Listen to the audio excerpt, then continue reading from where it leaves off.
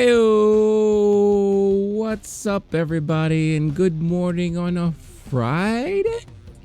Yes, this episode is debuting on a Friday this week. My apologies. Normally, this would have debuted on Thursday morning, the day after the latest episode of the Book of Boba Fett, which what I'm talking about this week and what I've been talking about for the last couple of weeks. But you know what? As an independent person running a channel on his own, sometimes you come across some unforeseen technical difficulties, and let's just say that me and technology was not gelling at all the last couple of days. So I've been having audio issues and some video capture issues, and I realized I had to update some software and da, and hence why this episode is late. So I deeply do apologize. But if you are tuning in still, even though it's a little bit late, there's always time to talk about Boba Fett and Star Wars. Why not? Especially with this episode, because this episode was massive. Lots of surprises and all that stuff, but I'll get into that in just a minute. Again, this is the Morning After Spoiler Podcast, as the title suggests and tells you that we talk about spoilers for the biggest show that's airing during the week, and that is the Book of Boba Fett. Some may say, especially according to the poll I ran recently, that it should be Peacemaker. And that is something I will be talking about since Boba Fett is coming to a close next week. So we are in the home stretch. But still, many of you are talking about Boba Fett. I'm still talking about Boba Fett because we're getting a lot of good stuff here. And yes, we could still call it Mandalorian Season 2.5 because that's what it still feels like. Because with all the surprises we got, hey, we are still getting a full-fledged out storyline that includes the Mandalorian, just like we did last week. But before I get into the specifics of this episode, and like I said, thank you for tuning in. If you are new to this channel and you like what you see, join the discussion, leave a comment, ask questions, tell me what your favorite moments were in the latest episode, and don't forget to hit that like and subscribe buttons, because that helps a small channel like myself go on and everything. And if you are an audio listener, you can catch an audio form of this show in podcast format through your podcast platform of choice, like Spotify, Apple Podcast. Yes, I am still on Spotify for now. And we will see what happens moving forward, but you can find me on all of those major podcast platforms, and make sure to download the episodes and leave a good rating too. Again, I am still a small channel and independent channel, and looking to help grow this community of awesome people. I've been loving the comments. I've been loving engaging with all of you, talking about these episodes every week. And looking forward to continuing this. So, and something I did want to address too, which is some not fallout, but a lot of conversations been having since last week's episode. And it's surrounding Bryce Dallas Howard, whom I love tremendously. I think she is not only a great actress, but she's proven herself to be a really good director. You could really tell that the genes have really transferred over, and everything that her dad has done directing wise, she has picked up a lot, and she's making a name for herself in the directing world. And after directing several episodes of The Mandalorian, and now directing probably what some may say was one of their most favorite episodes of the Book of Boba Fett, many people are out there, especially on the Twitterverse, saying that they want to see Bryce Dallas Howard direct a Star Wars movie, which I would not be opposed to, but I'm going to tell you why I don't think she should. Bryce Dallas Howard, the way she directs the episodes that she was involved in, really does a good job at not only outlining and telling a nice, well-rounded story, but she focuses a lot on character development. And I really do feel like you get so much more from the characters that are involved in the episodes that she directs. And I truly feel that the only way she could ever be able to fully accomplish that is through a TV format, in a streaming format. If you let her direct the movie, my personal feeling is that you are going to be restricting her. You're going to be putting her in this box, and you're going to be limiting her to only 2 hours, 2.5 hours worth of storytelling. Now, I'm not saying that she won't be able to accomplish what she's been accomplishing on these episodes. I'm pretty sure she can. But wouldn't you rather see a full 6-episode, 8-episode limited series or seasonal series where she's allowed to do that in every episode? Or maybe direct some, but also be like maybe a co-director or help write some of the other episodes that she may not be directing? Wouldn't you rather see her display her talents that way? I think personally that would be the best case scenario for Bryce Dallas Howard to continue, because she's shown that she can do that so well. And I feel like in this type of format, in a streaming TV format, it allows her to have more freedom to do that type of storytelling, to do that type of character development. I mean, I just loved every episode that she touched and that she was involved in. And you can tell she loves it too. And everyone who works with her loves working with her, says nothing but great things about her. I just feel like limiting her to a full featured movie is not going to do it any justice, and allow her to really express her creativity in that format. And that's just me. I'm sure a lot of you will have counter arguments about it and all that, but I think allowing her to be able to continue in this type of episodic format where she could do much more character building, much more character development, backstories. We all know she can do action really well. She's been proving that time, like in the last 2 things that she's touched. I just think it would play out so nicely to have her hand involved in a much longer format when it comes to TV and streaming, when it comes to like episodic storytelling. So I'm curious to hear what you guys think. Let me know in the comments about her directing. And because it's very timely too, because in this recent episode, once again, it shows you how important directing can be for any kind of series. This is by far probably, if not my favorite, but second favorite episode of this show so far. Yes, there is going to be that argument that, oh, look, we hardly got Boba Fett in it, but it doesn't matter. Again, we forget. The name of the show is the Book of Boba Fett.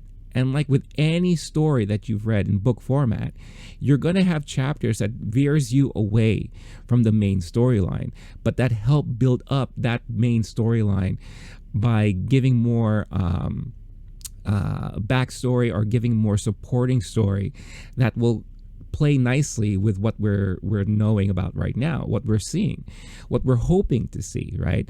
And the brilliance of this too, it looks like what they're doing is not only going to meld well with the current storyline of Boba Fett, but proceed into the next season of The Mandalorian, which I think is brilliant. I just think Boba Fett is more than likely going to be a main player within the Mandalorian story universe. And there's nothing wrong with that. I think I love that.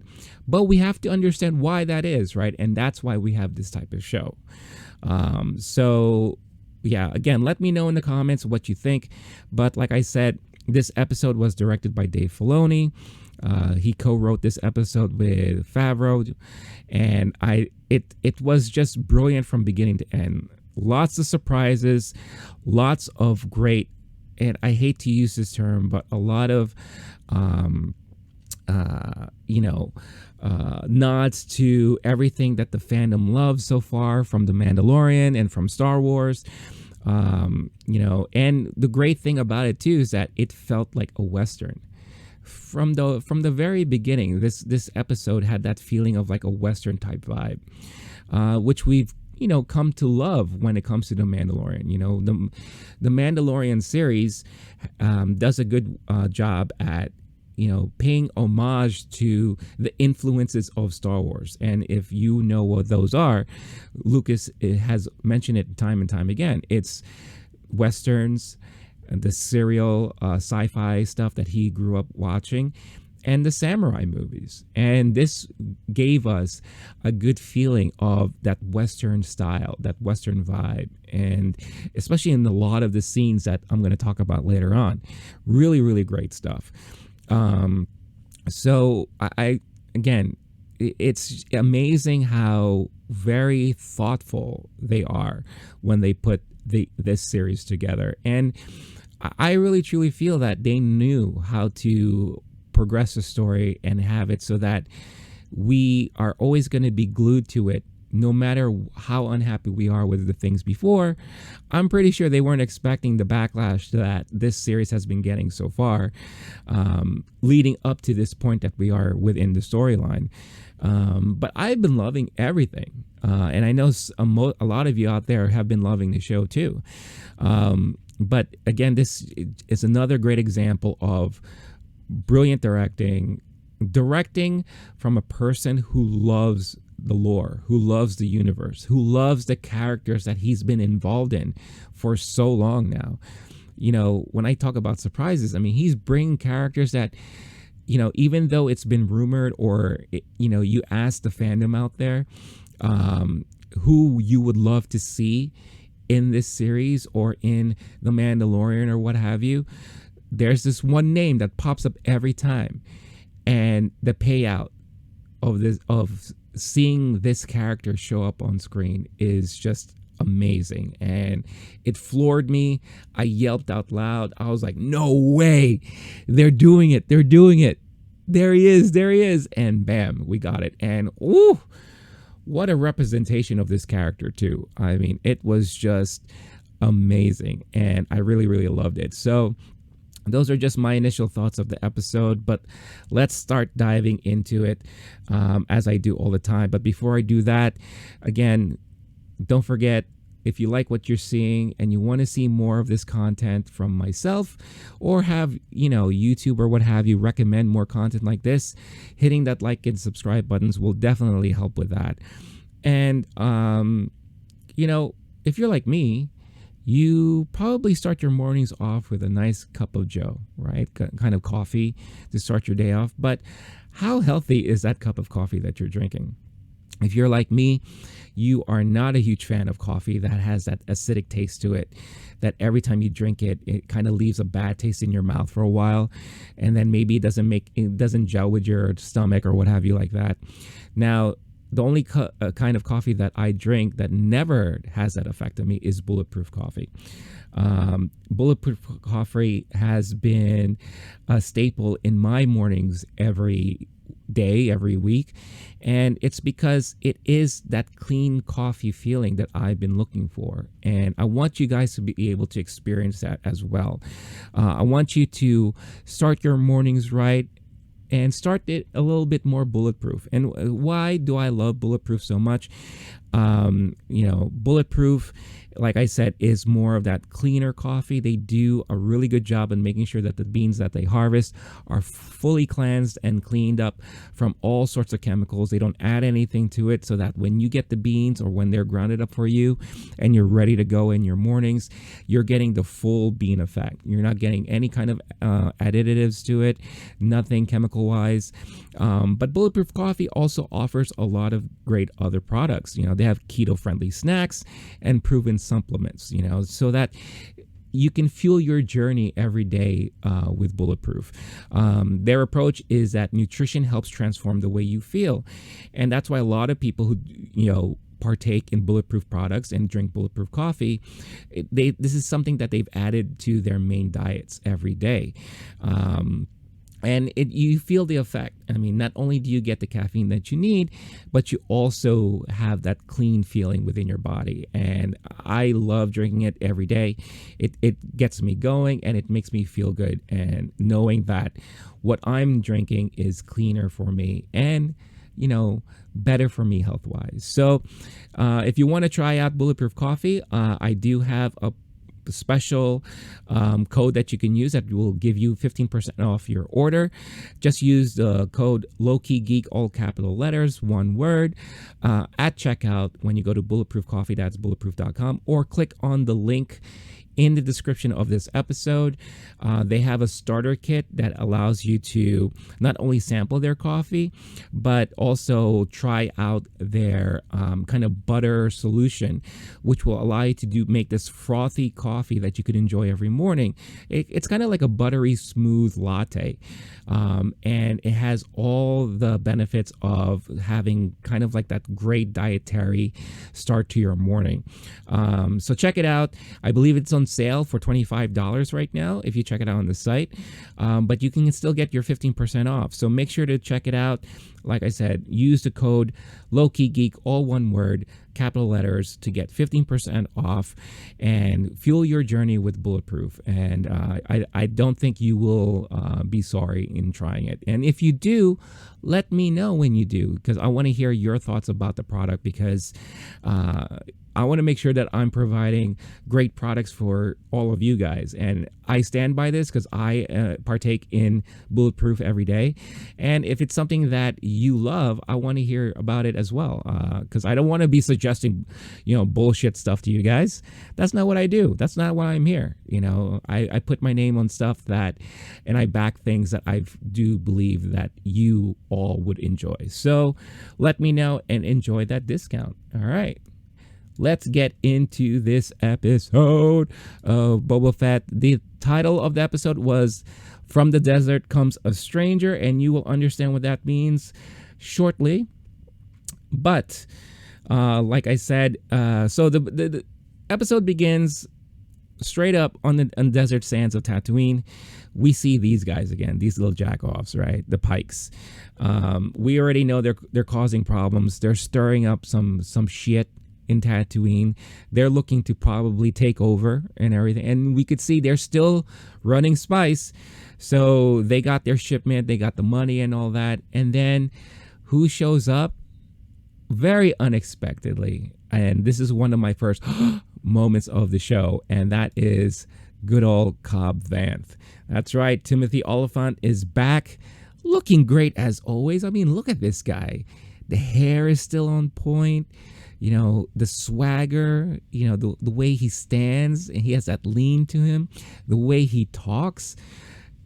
Cobb Vanth, and having Timothy cast as Cobb Vanth has been a brilliant move. And I love that he's still in this universe. And again, it's surprising that he showed up here. One of many surprises, by the way. I was not expecting to see him in this series. I was thinking, of course, he may show up in season 3 of The Mandalorian or what have you like that, but he's here, and basically he's like, hey, what are you guys doing? I don't care what kind of deal you have with whoever, but every time you come by my neck of the woods, you're not allowed to do what you're doing here. So instead of getting rid of them right away, he's like, I'm going to give you guys a warning.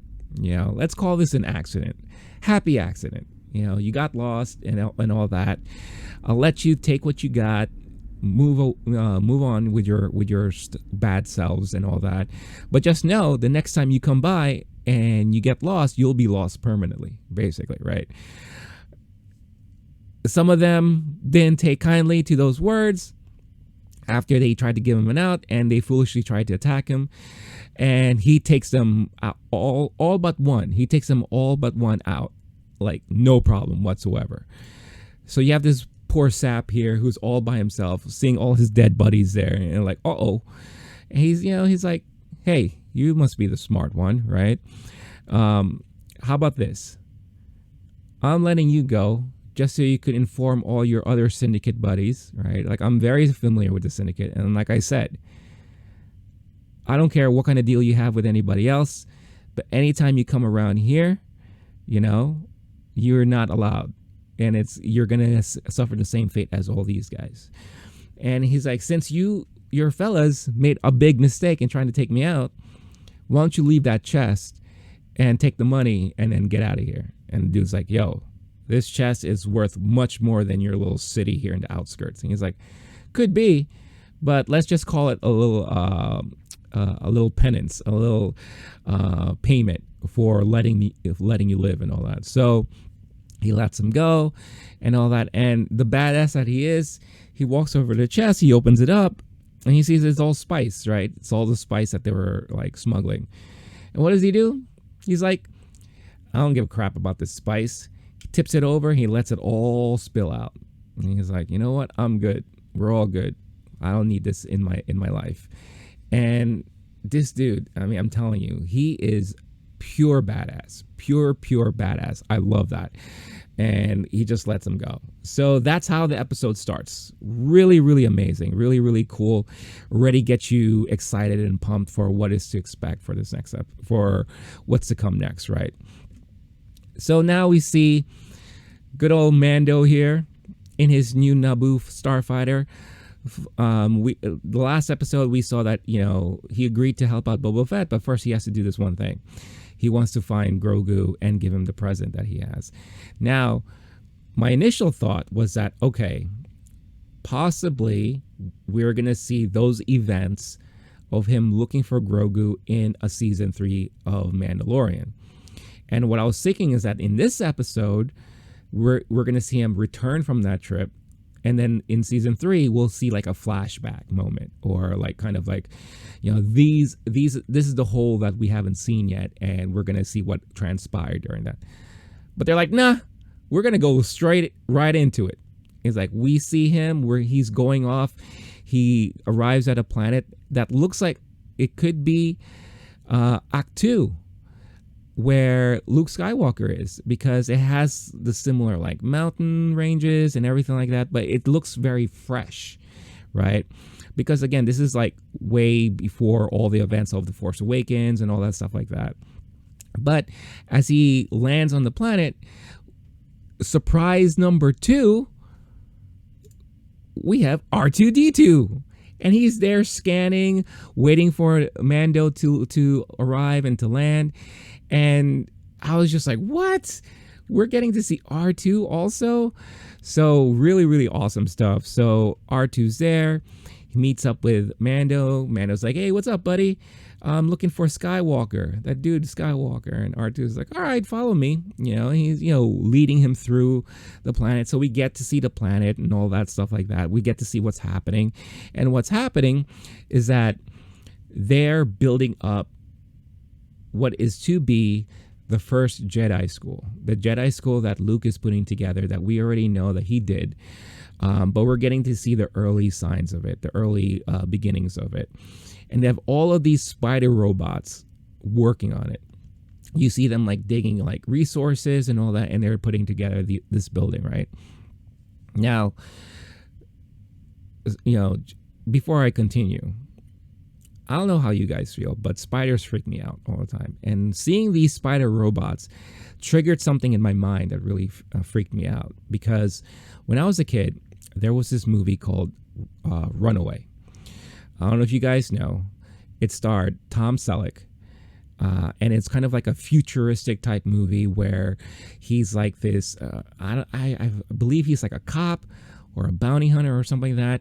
But he is tasked to take down this dude who uses robots to kill people. And the robots that he uses look like this. Little spider robots. And they look very similar to these Star Wars robots. And the thing that freaked me out about this movie is that these spider robots would like latch onto you, and they have like this killer needle that will like inject like poison in you and just kill you on the spot. Really interesting movie. If you guys ever have a chance, I recommend you check it out. It's 80s camp goodness, right? It's exactly what you expect from 80s movies, 80s action movies. I remember watching this in the theater as a kid, and it freaked me the hell out because I'm like, these spider robots are frightening, and they're tiny, that they can get in anywhere and they could latch on to you and all that stuff like that. So I was just like, oh man, these guys, they remind me too much of this freaking movie. But anyway, so just wanted to share that moment with you. But he's like, all right, so where's Skywalker? And then what happens, R2 shuts himself off, and Mando's like, dude, what's happening? The robots all of a sudden decide to build him this bench. And he's like, what is that, a bench? Oh, you mean I'm supposed to wait now? How long am I supposed to wait here for? And of course, no one's talking to him. So they build him a bench, and they're like, all right, take a squat. And they continue doing what they're doing. So now Mando has to wait. And we see why he has to wait, because now we get to finally see Grogu and Luke training. This was another oh my god moment, because again, I was not expecting to see first Grogu in this early in a Book of Boba Fett show, and we get to see Luke Skywalker again. And I thought we were only going to see him once at the end, like what we got in the end of season 2 of The Mandalorian. And I thought that was just going to be a one-off thing, and then maybe somehow we'll see Grogu again, whatever. But it was really, really fascinating to see that they are really showing us Luke Skywalker and having us see him train Grogu, especially since this is early on, after he got Grogu to help train him and all that stuff like that. So really, really fascinating stuff. And, Grogu, for some reason, he can't stop thinking with his stomach. I feel like he's like my inner child. He's like my he's like my spirit animal, because I too sometimes think about food all the time, and I wish I could just eat as much as I want, but I can't do that, or else I'll be really, really huge. But Grogu always thinks with his stomach, and he sees this frog, and even though they're supposed to be meditating, he uses the Force to grab the frog, and you can see he's ready to chomp on this thing. He's like, it's lunchtime, or it's 11 C's, or whatever. And of course, Luke wakes up and he's like, Grogu, what the hell are you doing? And Grogu's like, oh, I'm sorry, all that stuff like that. But Luke uses this opportunity to show the power of the Force. So the frog jumps back into the pond and all that, but then Luke uses his Force power to pretty much get all the frogs within the vicinity and levitate them. And of course, Grogu's like, oh my gosh, you could do all that? Ooh, it's a buffet. No, dummy. This is not for you to eat. This is just for me to show you this is what you can do with the Force.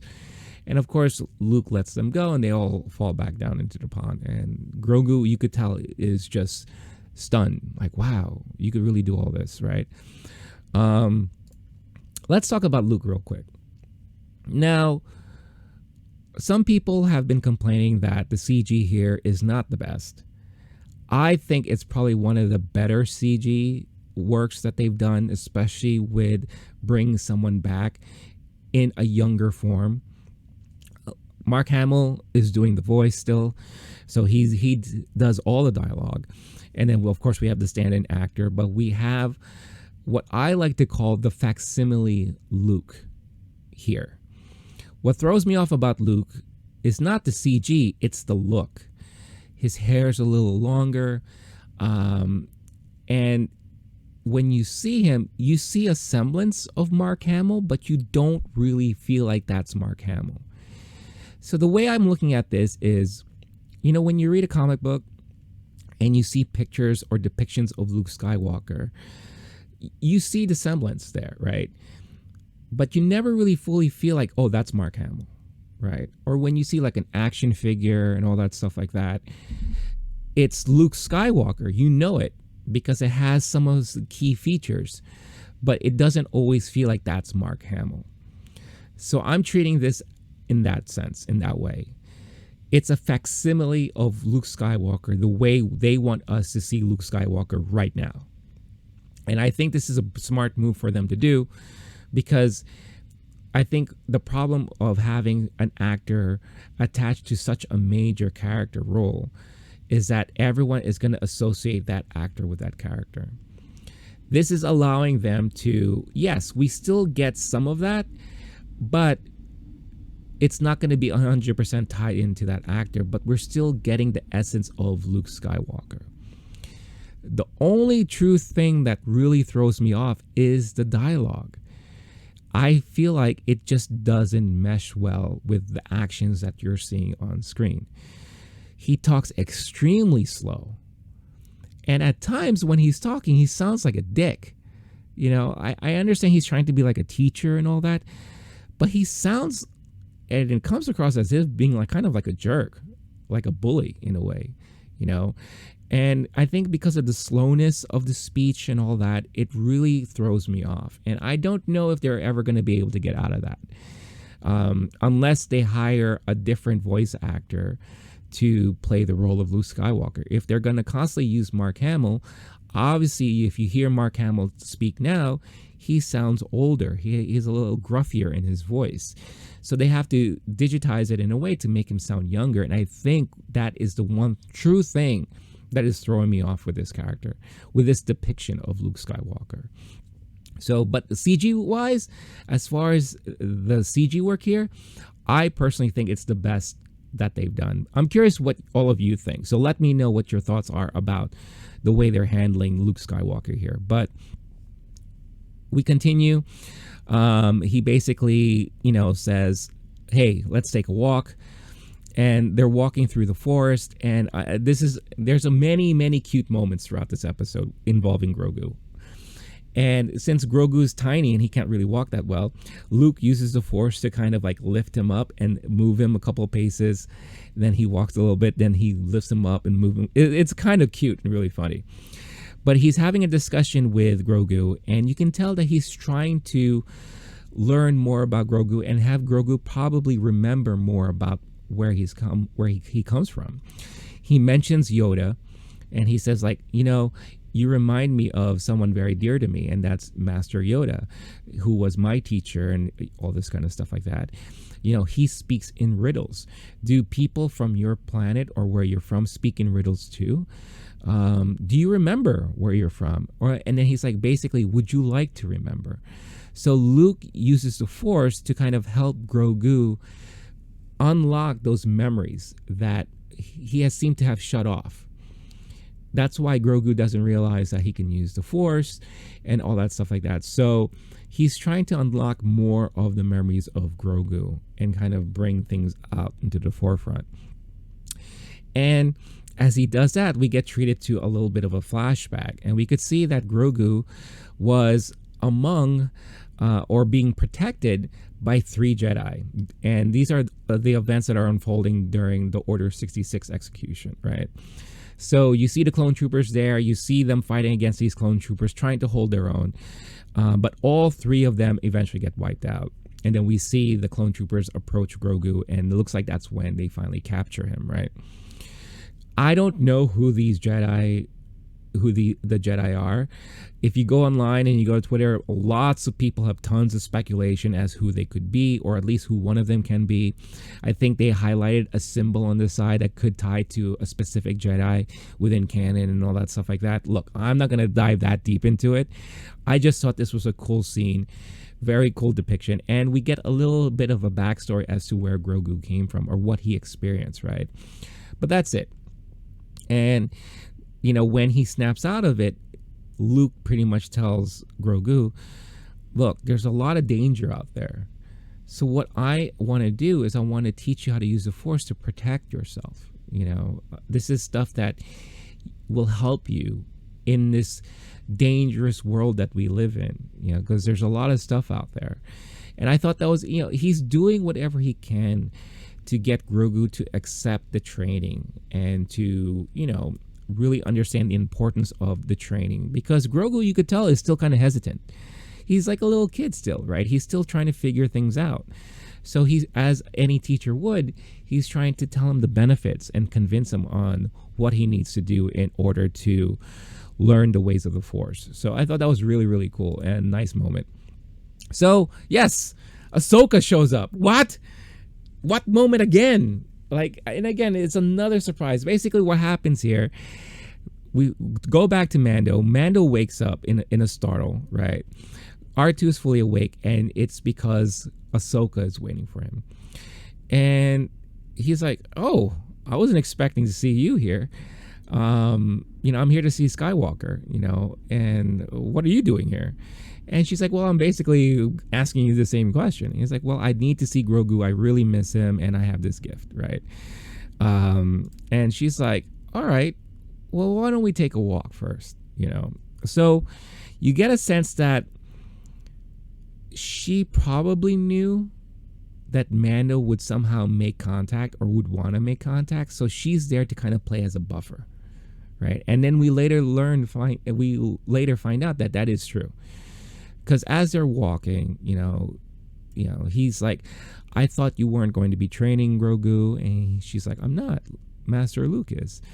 And it's like, "Do you trust him?" It's like, "Well, I'm very close to the family and all that stuff like that."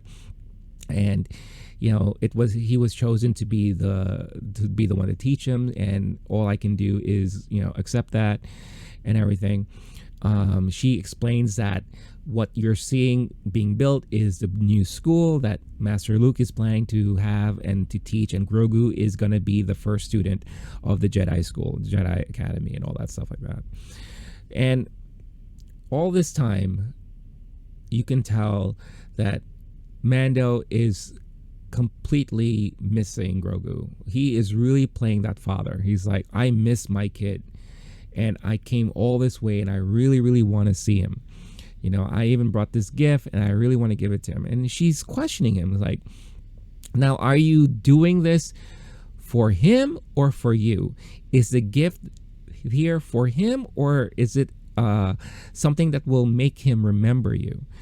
And she's asking him all these great questions, and Mando just can't get it out of his mind that, look, it doesn't matter. I'm here. I want to see my kid. He keeps referring to Grogu as Mandalorian youngling, and that's how he came into his protection and everything like that. And in his mind, he will always be this way.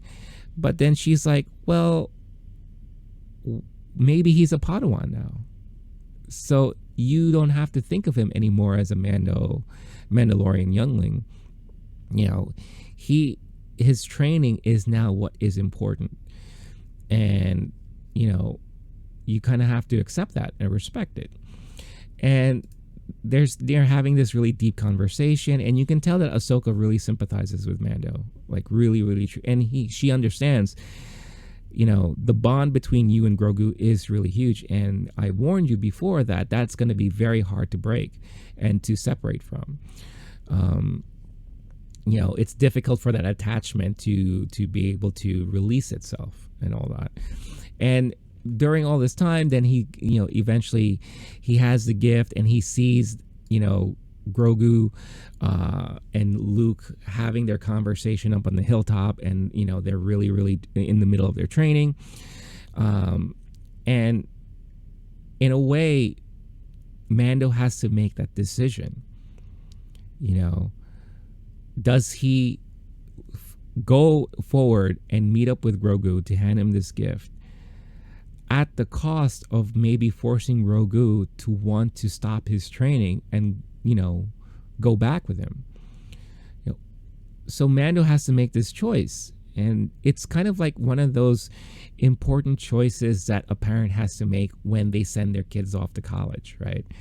It's like, you're going to miss them terribly, but you want them to do what they need to do in order to take those next steps in their adulthood, right? This is what Grogu needs to do now for himself if he is to be trained as a Jedi, which he should be, and which Mando seems to be all down with. But as a parent, he can't separate himself from it, right? Eventually, he does make a decision. He's like, "Okay, fine. I'll give you the gift. If you can please give that to him, that'll be great. And off away he goes. Gets back into his starfighter. He flies away. And as it's flying away, you could see Luke and Grogu seeing it fly away. And you can tell Grogu, even though Grogu never saw that ship before, Grogu senses that, oh, you know, the Mandalorian's on there. My buddy, my daddy, he's there. And I miss him. And it's so sweet and very touching. You're like, oh, he misses his papa. He's like, Papa, please don't go. Papa, can you hear me? You know, all that stuff like that. It was very, very touching. Very, very touching moment. So we, as the ship flies away, then we see Luke and Grogu continue their training. And we get a nice little montage of stuff and a lot of stuff that is very reminiscent to the training that we saw Luke go forward with when he was being trained under Yoda, right? First, he tries to teach Grogu how to jump, and we see his pathetic attempts of jumping, but he keeps reminding Grogu about the importance of using the Force while you're jumping and all that kind of stuff like that. I also have to call out and mention here that the puppetry for Grogu in this episode was so well done, because there's a lot of moments where Grogu is standing on his own or walking or jumping. You know, many times when we saw Grogu, he was always either sitting down or like being carried. So we get a lot of moments where Grogu is solo, is really there on his own, and you really feel like he is a real being, that he's not a puppet. Like, the puppetry is so brilliantly done. I really love what they did here. But, you know, he does like the jump training, and then he puts him on his backpack. Luke puts Grogu on his backpack, and basically Luke is doing the same thing he did with Yoda. Running through the forest, jumping, flipping around, climbing trees. You know, we see these animals and he's like jumping through these animals and all that stuff like that. Really, really cool throwback to the moment in Empire Strikes Back, which I thought was really, really well done. Then he, you know, kind of trains Grogu on balancing, which is really important. We see Luke even kind of, you know, practice with the lightsaber, and Grogu's like astonished, like, "Ooh, very cool! I want to do that too." You know, I don't know if that's how he would talk, but he thinks that's really cool. Then he brings out the training remote, the famous training remote. And he's like, "You're going to start training with this." And the cutest thing is that Grogu thought it was a ball. So he rolls it back to Luke. And he's like, no, dummy. That's not how it works. So he activates the thing, and, you know, it's shooting lasers at Grogu. And Grogu has to learn how to kind of dodge it. And he starts dodging things. And he's learning to use the Force now as he's jumping around, which is really cool. And he eventually, like, you know, shuts down the remote and all that. While this is all happening, Ahsoka finally meets up with Luke. And, you know, they're saying that she mentions like, "Oh, he's doing really well so far. And I think you're doing a good job at training him." And Luke mentions like, it's not so much training. It's like, I think he's starting to slowly remember that he could do all this stuff. Which, you know, obviously makes the job easier for him. And then Luke mentions that was the Mandalorian before, wasn't it? And she's like, "Yeah, it was. He left this gift that he wants to really give Grogu and all that stuff." And he's like, "Okay, you know, Grogu's heart is still not fully into the training here. And I really don't know what I should do." And Ahsoka's like, "Well, just do what your heart tells you. You know, just continue doing what you're doing and just be there for Grogu, right?" So she hands Luke the gift, and she goes on her way, and Luke is like, "Well, will I ever see you again?" And she's like, "Probably." So more than likely, I mean, I know obviously we're going to see Ahsoka again, right? She's getting her own series and all that. She may pop into The Mandalorian again. But does this mean we're going to see Luke in Ahsoka in her series? You know, are we going to see these two together again? Who knows, right? I mean, it'll be really, really interesting how they kind of left things open-ended that way, because it's very much apparent that Luke is a fixture within this storyline of The Mandalorian. the Mandalorian universe that we know it right now, right? Ahsoka's there, Luke is there, we know Boba Fett is there with Fennec and all that. So, and we still have Bo-Katan doing what she's doing. We still don't know what she's up to yet, right? Since she doesn't have the dark saber and all that, like what is her life like right now? So it'll be interesting to see if they're gonna bring Luke back and maybe have him interact with Ahsoka again. Don't know. We'll see what happens, right? So this happens. So then we finally get the moment where we see the one scene where Boba Fett is. So Mando goes back to Tatooine, and he goes to Boba's palace now. It's no longer Jabba's palace, right? And Fennec is basically kind of giving an update, right? He said, like, these are where the Pikes are right now. You know, all the heads of the other crime families are, you know, they're doing what they said they're doing. They're taking a step back, but they're allowing the Pikes to basically set up shop in order for them to eventually possibly take over, right? So they're not really doing much of anything, but they're strategically placing themselves where they can eventually just come in and do what they need to do to take over, right? She introduces the Mandalorian to everybody. Boba Fett is there. Boba Fett doesn't say a single word of dialogue. He just stands there and he just nods and looks around. So we finally get the Boba Fett we've all been looking for, right? You know, the same way we knew him from Empire and Return of the Jedi, right? So again, this is what everyone's going to be talking about and complaining about and all this crap and bullshit, right? But anyway, so, you know, they figured that, all right, now that we have the Mandalorian, now that we have, you know, BK, Black Cranston, right? Chrysanstan, the killer Wookiee, who's one of my favorites now. We got, like, you know, the brain and the muscles who can, like, help us if war comes to fruition. You know, but it's not enough. We still need foot soldiers, right? Like the mod people, you know, the gang, as I like to call them. Go back here. Boba and the gang, they're all still there, right? But there's only so much they can do, right? So Mando's like, well, wait a minute. I can probably help out with that. And they're like, all right. So he goes off into his ship again and he flies around. We get this really cool moment, very cute moment where he's flying off and we see, you know, the Jawa ship. And apparently Mando is now very popular with the Jawas because they see him fly by and they're like, hey, buddy, oh, so nice to see you, and all that stuff like that. Very, very cute. And I'm pretty sure it's because he gave him a bunch of money when they helped him, like, get what he needed for his ship and all that stuff like that. But he flies off and he basically goes to where Cad Bane is. So he goes into that city. I believe it's called Mos Pelgo, right? He lands his ship and then we come across this douchebag. You know, you always have like that hotshot rookie guy who wants to prove himself.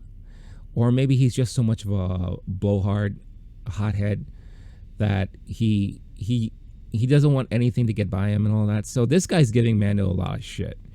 He's like, hey, if you're going to park your ship, you got to park it on the other side. And Mando's like ignoring him. He's like, look, I'm here to see Cobb, right? Leave me alone. And he's like, I don't think you're hearing me, buddy. Right? You got to do what I say. And it turns out that this guy's a new deputy. Cad Bane shows up. He's like, don't worry about this guy. I got it. I got it from here. Stand down. And he's like, my bad. This guy is new. So, you know, he's flexing his muscles a little bit. He's like, is that a Naboo starship? And, you know, they have this kind of rapport with each other, which is actually really funny and very cute. The one thing that I love that he said was, where's the little guy? And he's like, oh, he's back with his people. And he's like, oh, that's too bad. You know, it looks like both you and I have lost something that we hold very dear to our hearts. And of course, he's referring to the armor that he really loved. And then Mando's like, hey, let me buy you a drink. You know, it's like, we need to talk. So basically, they sit down and they talk. And, you know, Mando's just trying to say, hey, look, this is the situation with the Pikes. This is what Boba Fett is planning to do. And we need help. We need support from all the local towns and all that stuff like that, because when that time comes, when the Pikes start, doing what they're planned to do, we need as much muscle as possible. We need as much help and support from all the other cities and all that. And Cobb is like, look, you helped us deal with the issue that we had. Once that was done, me and my people, we're good. We're solid. We don't need to do anything anymore. It's like, we're happy with what we're doing and all that. And even the bartenders like chime in. It's like, yeah, what you're going through with the Pikes, that sounds more like a city issue. That's for you guys. That's for Mos Eisley and, Mos Espa. We're in the outskirts. We have nothing to do with any of that stuff. We find out that it's no longer called Mos Pelgo. It's now called Freetown, because that's what they feel. They feel they're free people. They're there to live their life and not worry about the politics or all that shit, right? But Mando still keeps, trying to convince Cobb. He's like, look, it's hard for me to ask for a favor, but I helped you out. And I respect you. So can you do me this solid, man? Right? Come on. And you could tell Cobb respects that as well. He even he makes a comment about, you can get away with saying so much because of that brilliant smile of yours. But of course he's wearing a helmet, right? So Cobb is like, all right, look, let me think it over and let me see what I can do. And Mando respects that, right? So Mando leaves. And he starts having a powwow with the bartender, who is kind of like a nice, if I were to bring Star Trek into this, he's like the Whoopi Goldberg. He's what Picard uses to talk about stuff, mull things over, get some advice. So he's like the Whoopi Goldberg to Cobb Vanth. And he's like, I need you to do me a favor, round up all the fighting capable people. We're going to have a meeting. And he's like, I don't think they're going to love that. And it's like, don't worry. They'll understand it when I tell them what I have to tell them. So he goes off. And then it's at this moment, you feel like something's not right, because he feels it too. The wind blows a certain way. Things are starting to look different. And I've never seen Cobb Vanth look this concerned, because he sees something from a distance. And this is the moment of the episode where I freaked the fuck out, because I saw this. And immediately I knew who this was. I was like, no fucking way. They're actually doing it. They're actually doing it. And as an audience, we still don't know what's happening. But Cobb is just like concerned. He's like, I don't know what's happening. And then this freaking dipshit over here comes out. And Cobb is like, hey, everyone needs to go inside. I have a bad feeling about this. He doesn't say that exactly. Okay. I'm just bringing back a very classic Star Wars term that I'm surprised no one has said yet.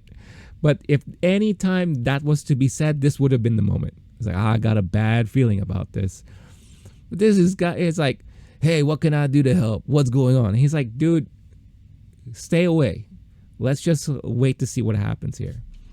Right? And this dude gets closer and closer. And again, the confirmation is there for me. I'm just like, yes, they are bringing this dude here. And then he starts talking. And I'm just like, what? And he sounds awesome. Basically, this guy shows up and he's like, hey, whatever deal you have with Boba, I'll make sure that you are paid in double or triple. You'll get more money. All I need you to do is stay away from anything that's happening. Let the Pikes do their thing. You hold your ground here, stay away, and we'll make sure you're rewarded. And this whole time, Kyle's like, I'm sorry, who are you? I don't think we've been, formally introduced. He never says his name. But as soon as he lifts his head, boom! It is Cad motherfucking Bane. Woo! I was just like, what? We finally got him. We got Cad Bane in live action. And I'm sure every Star Wars fan out there had this huge yelp at this moment, lost their shit altogether, because this is the one character that everyone has been dying to see in live action form.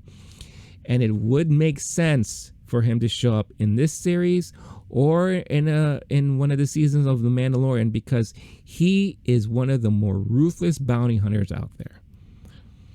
And like I said, he never mentions his name, but if you are a fan of the Clone Wars animated show, if you've watched The Bad Batch, you know, if you've read some of the comics, maybe played some of the video games, you know exactly who this guy is. And you are extremely thrilled to finally see him in live action form. Now, for those of you who are not familiar and still don't even know who his name was until I mentioned it, Cad Bane. Let me tell you who he is. Cad Bane is a bounty hunter and mercenary in the galaxy whose career spanned from the fall of the Galactic Empire, the reign of the Galactic Empire, and into the era of the New Republic. He was considered the best and one of the most experienced bounty hunters during the Clone Wars, due to the death of Jango Fett at the first battle of Geonosis. So Jango Fett was the once feared bounty hunter, but when he died, this guy became numero uno. This guy was the man. And then although his infamy grew during the Clone Wars in particular, Bane had high standing amongst other bounty hunters, working with the likes of Aurra Sing years before the onset of the war. He even had temporary alliance with the Sith Lord Darth Maul. He specialized in fighting Jedi and dueled with some of the most skilled Jedi during the Clone Wars, including Obi-Wan Kenobi and Anakin Skywalker. His reputation led him to be repeatedly hired by the Dark Lord of the Sith, Darth Sidious, working for him on numerous projects, including infiltrating the Jedi Temple to steal a Kyber memory crystal containing a list of Force-sensitive children throughout the galaxy. Bane was also later hired by Jabba the Hutt to free Jabba's uncle out of the Republic prison. After a successful mission, Bane was rehired to track down the uncle when he fled. And this goes on and on and on. He eventually dueled Kenobi and Quinlan Vos, using a variety of weapons to hold his own against the two Jedi before fleeing. Later into the war, Bane was brought in by Count Dooku to participate in the box, surviving the deadly challenge before being appointed the leader of Dooku's plot to kidnap the Supreme Chancellor. However, their plot failed when it was revealed that Kenobi had infiltrated their ranks disguised as Raku Hardin, and Bane was arrested along with the rest of the group. So this is just some backstory about this guy, but you could see why this guy is so feared and a huge fan favorite. Bane was still active during the early reign of the Galactic Empire. At this time, he was hired by Camino Prime Minister Lama Su to retrieve an unaltered female clone named Omega. This is the events that played out within the Bad Batch. And although he was thwarted by the intervention of fellow hunter Fennec Shand and Clone Force 99. So he's already had run-ins with Fennec, and the Bad Batch group, right? So Fennec knows this guy extremely well since they already had a run-in. He has gone toe-to-toe with the Jedi, some of the biggest Jedis that we know, obviously in Anakin and Obi-Wan. And his reputation is all over the galaxy with everything that he's done. He was once thought of as being dead, but then when he reemerged, especially in the Bad Batch, we come to find out that he's been surviving this whole time. And to see him still here is phenomenal. It's amazing. So like I said, understand I totally understand if you had no idea who this dude was. Yeah, he looks badass, right? But if you are a fan of the Clone Wars, Bad Batch, like I said, he appeared in multiple comics, especially the Darth Maul comic run, some of the video games and all that stuff like that. He is what a lot of us felt about Boba Fett, except we've seen him do more, obviously. So I guarantee you there are so many people who are comparing him to Boba Fett, and this is why this dude is amazing and Boba Fett isn't anymore and all that. Say what you want, right? They're both badass, right? But I love the fact that he's here. So that is your brief history lesson about Cad Bane. I took a lot of that excerpts from the Wookiee page, Wikipedia.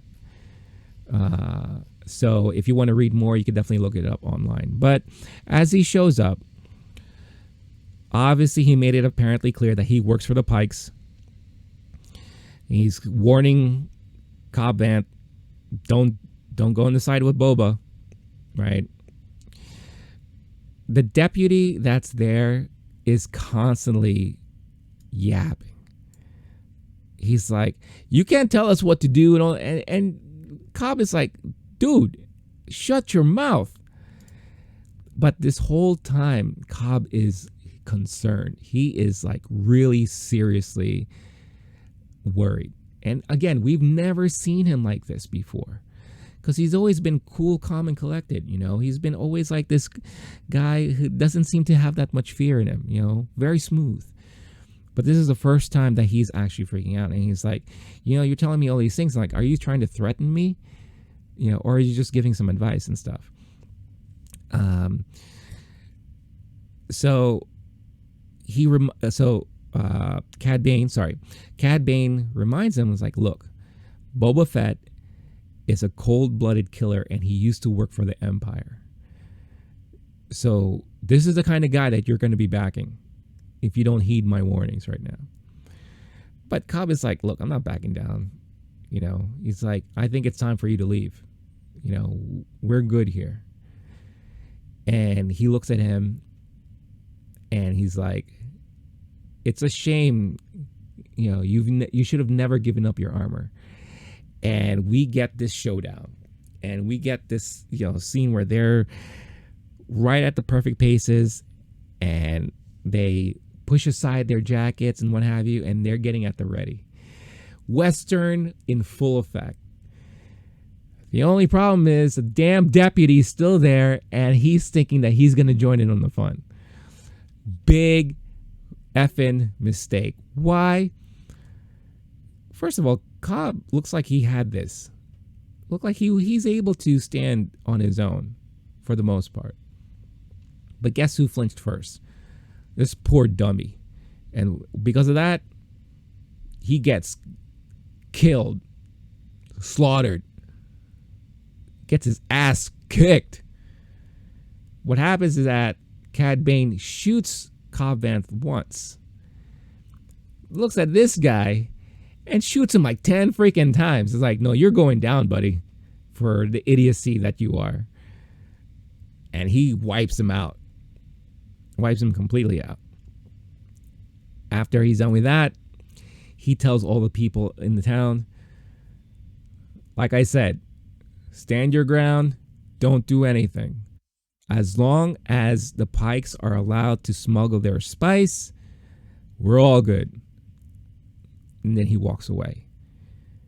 Now, I don't think this is the last we've seen of, obviously, Bane. But I also don't think that this is the last we've seen of Cobb. Because the way he got shot, it looked like he just got hit in the shoulder. And they run to him, and they're attending to him, and they're trying to, like, you know, take care of him and all that stuff, right? That damn deputy is dead. So, you know, throwaway character for an idiot, right? So I'm pretty sure we're going to see Cobb Vanth back. Maybe he might be in lesser capacity because he's a little bit injured and all that. But he's definitely coming back, right? So amazing sequence here. I really love this part of the show. This is what made the show for me, really phenomenal, and I really can't wait to see what happens. But then next we get to see the Pikes in town in Mos Espa, and they enter the cantina that we've grown to love and all that. And they go in, and as they walk in, my homegirl, the sexiest alien in all of Star Wars, Jennifer Beals, she's there, and she's concerned. She's like, "Uh-oh, the Pikes are here. All right, what do they want?" They sit down, they order some drinks, right? You know, some of the people, they offer, "Hey, can we clean the helmets for you?" Like what they usually do. They're like, "No, we're good." You know, they're enjoying the music and all that, and she's still keeping a mindful eye, right? As the drinks come, all of a sudden they just get up and leave. They walk out the door, and she's like, "What's going on? Why are they doing that?" The server robot was like, "Hey guys, you forgot your canister."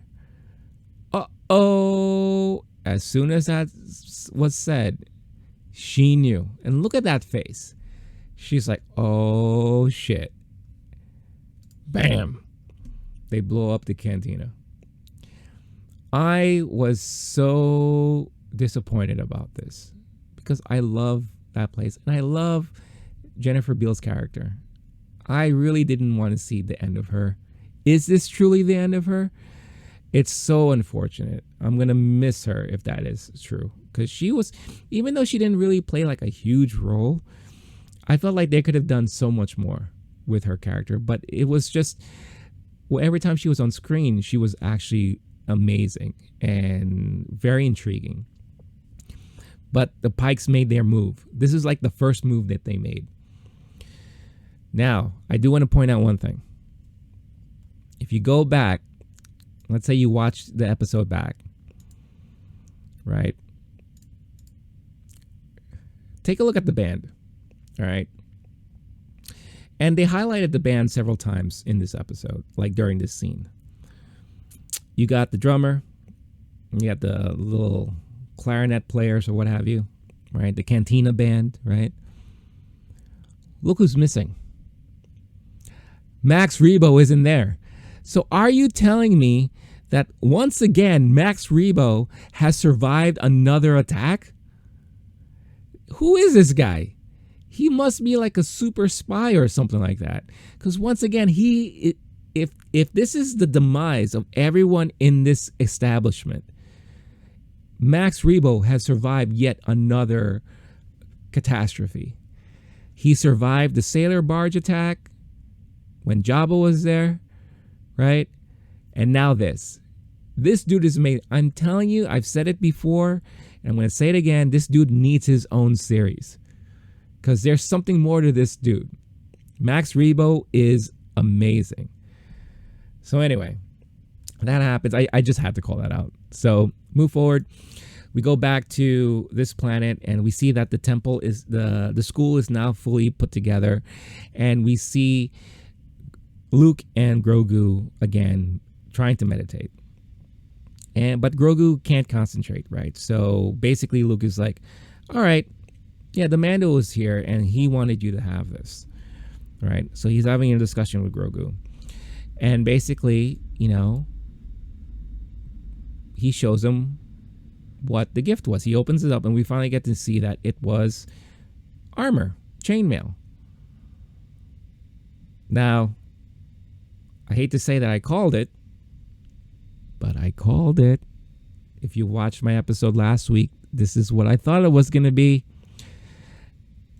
And to prove it to you guys, let's take a look. So that me and my jokes. Vomits after eating too much, like we saw. They'll save all his clothes and his robe from getting all dirty and everything. How cute would that be?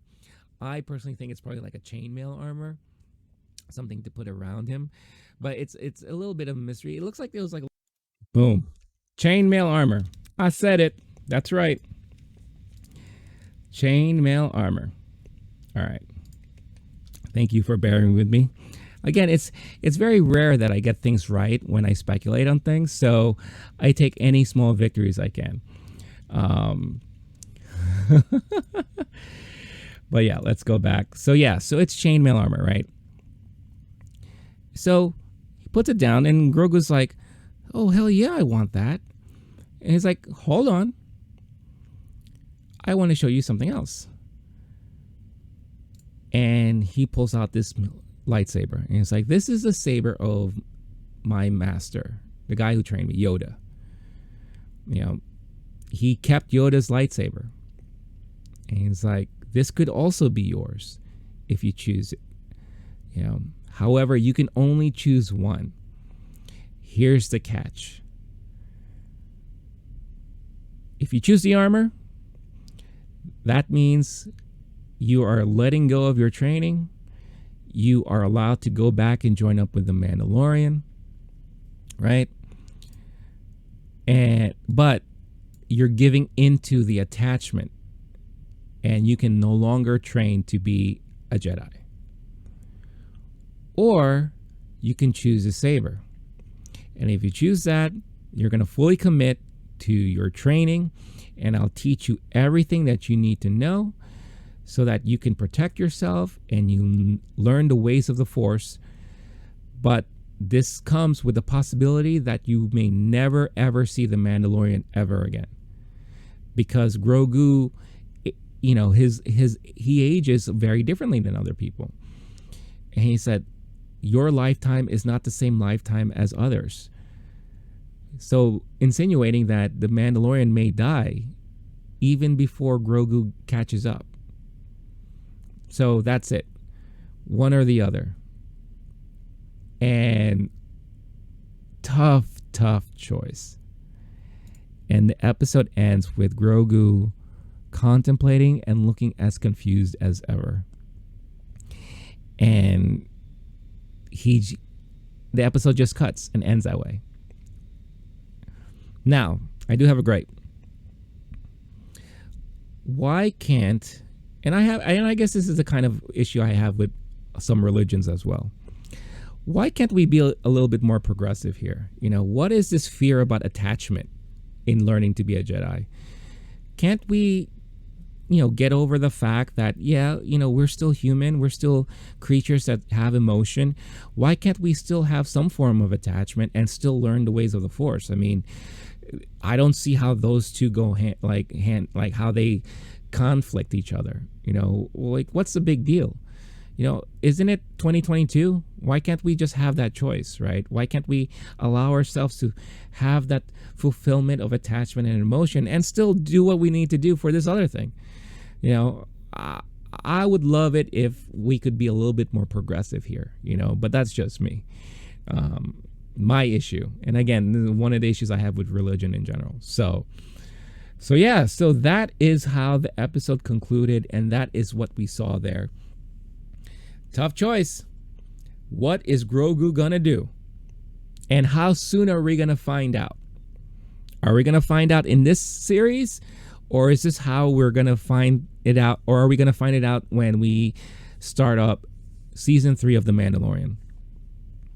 Now, I'm pretty sure that Grogu is gonna choose the armor, because what would The Mandalorian be without Grogu? A lot of you out there watching want to see Grogu all the time. You know, there was a big question when season 2 of The Mandalorian ended with Grogu leaving. Will people still be interested in watching The Mandalorian without Grogu present? And I think it was 50-50 for the most part, right? Yeah, but what will happen if we get him back? Well, obviously a lot of people will be really happy, but does that mean that Grogu is no longer going to pursue his career in life as a Jedi? Well, that would also make sense, because if he does leave, we never hear Luke in any of the more recent movies mention anything of Grogu before. You know, we don't know who the other students Luke had except for Ben, right? Kylo. Never mention Grogu. But Me personally, I would love it if he chose the lightsaber, because if there is any part that we can get, that we learn that Grogu eventually learned how to be a Jedi, and maybe he just decided to go off somewhere like Yoda to hide out, how awesome would that be, right? And what about the possibilities of future shows or storylines where we see a kind of older Grogu, right? But this time well versed in the Force. You know, maybe teaching other people. Maybe he learned how to speak, right? I personally, that's what I would love, but I'm pretty sure that we're going to get him back with the Mandalorian, you know, because that's what the people want, right? Fan service. But this episode, you could probably say, was filled with fan service from beginning to end. I hate using that term, but it is what it is, but I loved it. This episode, again, just like last week's, spoke to our love of the series, our love of the lore, our love of the universe. Everything that we love about Star Wars, this episode gave us. And I think, like I said it again, and I'll keep saying it, it's all because of the brilliant writing and the directing. And it shows you the importance of having people involved in shows like this who have that passion and who can tell that stories, those type of stories, and who have that connection with the characters that they've been writing for and directing for a long time. And we feel it here. Not saying Robert Rodriguez is a bad director, but he only directed one episode of Star Wars before, in season 2 of The Mandalorian, you know, and he can direct action, but he's also very campy in many ways, right? But I still think he did a great job, but you could see what the experience says about someone when you watch an episode that they have their hands on. So love this episode. I'm dying to know what all of you think about it. Let me know in the comments. Let me know your thoughts and feelings of this episode. One more to go. Next week is going to be the last episode. We don't know how long that's going to be. I hope it's going to be a little longer, but maybe not. But who knows how this series is going to tie up. But if this is sort of like a side story to the whole Mandalorian universe, then more than likely whatever doesn't get answered in this series will get picked up in The Mandalorian. And I won't hate that. You know, I won't hate that at all. So this could be side chapters within the Mandalorian book, or this could be part of the overall Book of Boba Fett, and who knows, maybe we'll get a season 2. We'll see. Everything will be answered next week, and I'm definitely dying to talk about it and have a discussion with all of you. And thank you once again. This is the end of this week's episode. Thank you again for joining in and tuning in. Again, I always love to hear from you guys, so please leave your thoughts, comments, feelings in the comment section. That's one of the best ways to also support this channel and these videos, is just say something, you know, like let's have a discussion. That's one of the reasons why I love doing this stuff, is because I love the conversations that all of us have. If you haven't done so already, don't forget, hit that like button.